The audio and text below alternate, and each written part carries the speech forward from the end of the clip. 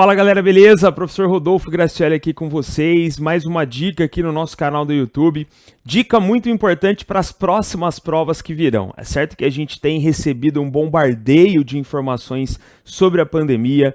Hoje a gente discute até qual é o impacto desse excesso de informações, de que maneira isso vai mudar os rumos da comunicação desse nosso grande processo informacional. A gente debate sobre o papel da imprensa num contexto de proliferação de notícias falsas, a gente fala de valorização da ciência e de tantos outros temas relevantes que a pandemia sugeriu para a sua prova de redação. O que eu vou fazer aqui nessa nossa dica rápida? Eu vou estabelecer algumas dessas discussões para você ficar de olho. Com toda certeza, esse nosso vídeo fecha provas do futuro.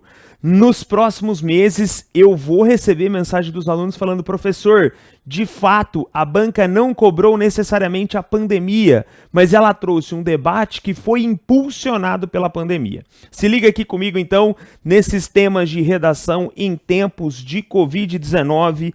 Antes de qualquer coisa, eu aproveito para convidá-los para seguir a gente lá no canal do Telegram. Tá sempre rolando muita dica, eu aviso sobre o nosso calendário de aulas, eu posto exercícios inéditos, eu deixo temas de redação, enfim, aproveite ao máximo esse momento para a gente evoluir aí na nossa preparação.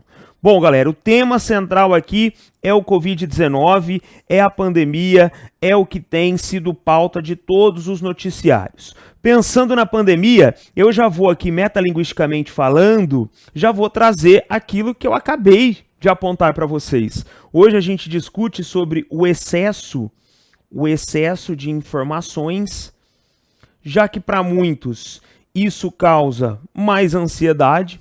Por outro lado, a gente fala sobre os perigos, os riscos, os impactos,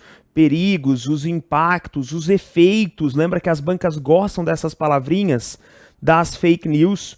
Lembra que alguns nem gostam de chamar as fake news de notícias falsas porque elas não são notícias. E, por natureza, as fake news movimentam debates na área de redação, de tema de redação há algum tempo. Um ano de eleição nos Estados Unidos e no Brasil, eleição a nível municipal, sempre fomenta essa discussão. Mas agora, gente, no momento de pandemia, o tema tornou-se ainda mais relevante.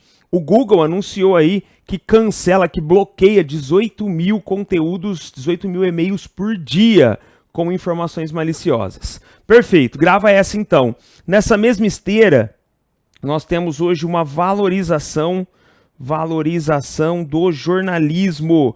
E lógico que aqui a gente está falando do jornalismo, aquele que tem um olhar específico para a notícia no seu caráter descritivo. Porque, por outro lado, a gente tem uma exploração, uma abordagem midiática desse instante trágico, de ansiedade, de medo, que é muito visível por alguns veículos de comunicação em massa. Então, até deixaria aqui essa conversa que quem é meu aluno já sabe que eu sempre falo, principalmente para a FCC da vida, que é a mediatização da tragédia.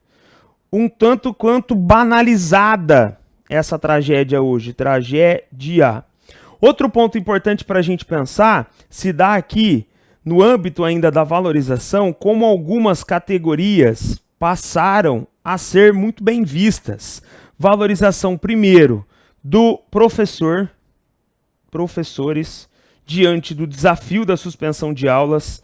Valorização dos profissionais da saúde, pessoas que nunca haviam pensado nas lacunas, nos déficits, nas dificuldades, e de repente vê aí que tem gente trabalhando sem equipamento de proteção individual, sem infraestrutura mínima, sem as condições para conseguir exercer a sua profissão, para desenvolver as suas atribuições. E aí a galera passa a valorizar. São duas áreas de destaque aqui, mas sem sombra de dúvidas, eu colocaria como um outro recorte possível a valorização da ciência.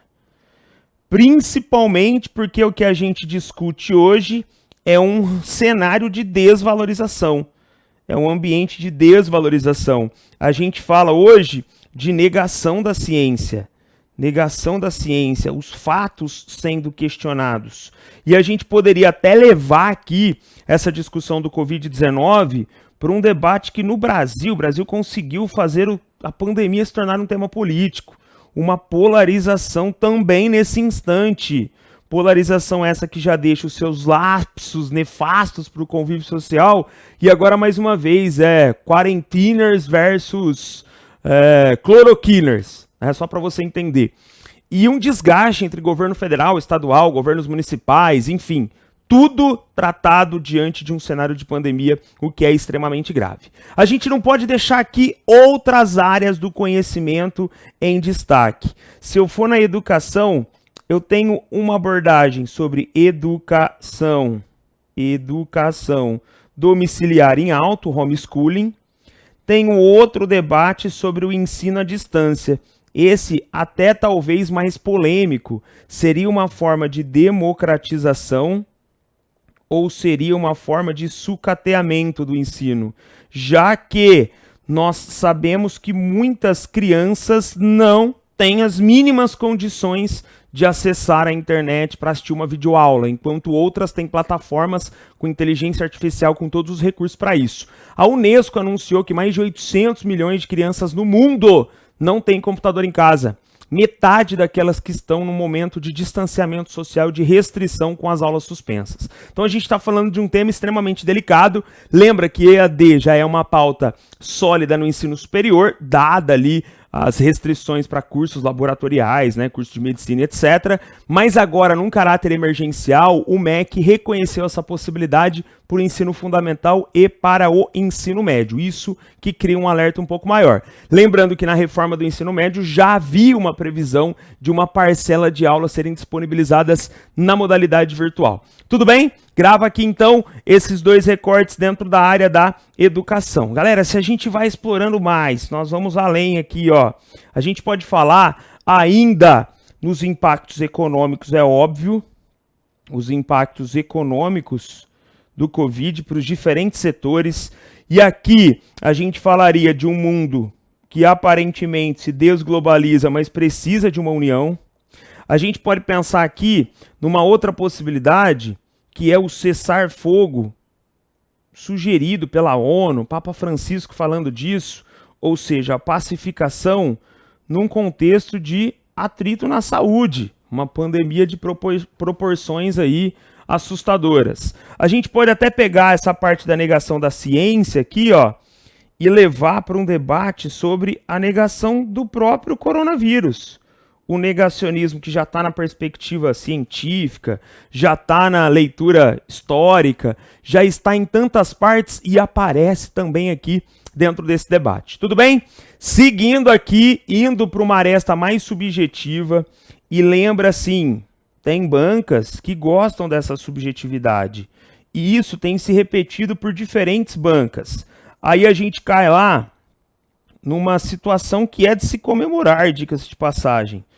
Estou falando aqui, nada mais nada menos, da solidariedade. Solidariedade em tempos de crise. Como isso fica claro? Como o ser humano se doa de modo a superar as suas dificuldades diárias, principalmente porque é um cenário emergencial. Pega aí a população em situação de rua, quantas ONGs articulando um trabalho nesse instante, quantas ONGs desenvolvendo ações, quantas pessoas sem nenhuma vinculação com organização não governamental por conta própria que estão assumindo essa prática solidária. E lembrando aqui que a gente pode pensar até na solidariedade de modo espontâneo e não artificial, não é ir doar e tirar a foto porque a selfie tem uma validade maior do que o próprio ato em si. É o ato espontâneo, quando ele acontece dentro da naturalidade. Tudo bem? Ponto importante para a gente pensar aí também, sem sombra de dúvidas. Segue aqui comigo, porque falando ainda do aspecto comportamental, na abordagem do comportamento, muitos especialistas apontam para os reflexos na saúde mental. Reflexos na saúde mental da população, já que isso é gritante, há uma grande preocupação com esse isolacionismo, que já é natural do nosso modelo de sociedade, mas agora é forçado. E aí, a gente iria até para outros temas secundários, mas tão importantes ou mais do que o próprio vírus em si, que é aqui pensar na escalada, no aumento, escalada de casos. E aí eu vou chamar atenção para dois aqui, ó. violência contra a mulher em tempos de isolamento, violência contra a mulher, isso constatado no Brasil, constatado na França, constatado na China, e violência contra crianças e adolescentes, violência contra crianças e adolescentes, o que também tem sido relatado, além do fato de que muitas crianças deixam de se alimentar porque a segurança alimentar está na escola. Sem aula a gente acaba acompanhando situações como essa, tá? Então isso daqui é estatístico, tá? O Brasil, o Ministério da Mulher, Família e Direitos Humanos já reforçou o número de denúncias. A França, a mesma coisa. Lá na França já tem hotel destinado para as mulheres vítimas dessa forma de violência nesse momento. Isso é o que é completamente secundário. Quando você observa o tema como um todo, não passa isso pela nossa cabeça, né? O tema parece muito mais voltado para uma perspectiva de saúde. Aí a gente vai além aqui, ó, pensando de um modo mais cético, né, menos humano e um tanto quanto proveitoso para o entendimento, a corrida farmacêutica, eu vou chamar aqui, mas eu estou falando da área da ciência como um todo, tá? Da medicina, para respostas ao Covid-19. Isso também é visível se a gente observar como hoje existem pesquisas científicas e como isso é tratado de um modo extremamente intenso, né? Como a gente tem pensado aí nas saídas e, gente, para além, né, da busca por uma resposta que vai trazer benefícios para a humanidade, a gente está falando de fluxos econômicos em questão. Então a gente está falando de repasses, de venda de vacina ou de um medicamento que em tese vem aí para combater o coronavírus. Tudo bem? Ponto importante da gente pensar aqui, essa está em alta, o papel do Estado. Qual é o papel do Estado nesse momento, já que o Estado garantidor da sobrevivência da população mais vulnerável precisa agir? É isso que a gente está vendo pelo mundo. Até colocaria aqui, ó, um debate no Brasil sobre imposto sobre grandes fortunas, que ganha corpo agora, exatamente como uma das saídas para tentar equacionar. Ou então, você vai além, redução de salário do servidor, as alterações trabalhistas, pode colocar isso daqui dentro desse debate aqui, ó. As alterações na legislação trabalhista. Pode colocar aqui como um super tema, gente, a questão do home office em alta. Home office e todo o aparato tecnológico trazendo essa nova modalidade de trabalho como sendo uma saída viável diante desse momento, diante dessa situação, diante desse cenário aí que cria uma preocupação sem tamanho. Então, quando a gente consegue observar o tema dessa maneira, quando a gente consegue alcançar essa visão para além do que está sendo noticiado, aquilo que vai além do que o vírus em si traz, é possível reunir tantas informações como essa. E para as provas de redação, sem sombra de dúvidas, muitas dessas propostas serão exploradas com força. Se liga aí, qualquer coisa eu estou à disposição, aproveito para te pedir aí, deixa seu comentário, deixa o seu like no vídeo, compartilha com a galera, segue lá as nossas redes sociais, está sempre rolando muita dica, é a sociedade dos likes, a gente vive de likes, então o like vai impulsionar esse nosso conteúdo, vai ser uma honra aí receber uma mensagem, ter o seu comentário, o que você achou desses temas, como você vê isso, se você estaria preparado. Nos nossos cursos a gente tem trabalhado com força, com intensidade, trazendo o repertório necessário na profundidade crítico-reflexiva que você precisa, com os recursos de fundamentação que você necessita, com todo o embasamento para garantir, com relação ao conteúdo, que você não seja surpreendido pela sua prova. Tudo bem? A gente se vê. Ah, deixa eu só deixar mais dois aqui. Deixa eu deixar é boa, mas deixa eu só comentar mais dois aqui, ó. Primeiro, gente, esse não pode faltar. Controle aqui no sentido de monitoramento de dados por parte do governo, para evitar aglomeração. Debate polêmico, porque essa pauta aqui, ó, dentro do tronco temático tecnologia é o que mais aparece, tá? Então grava essa daqui.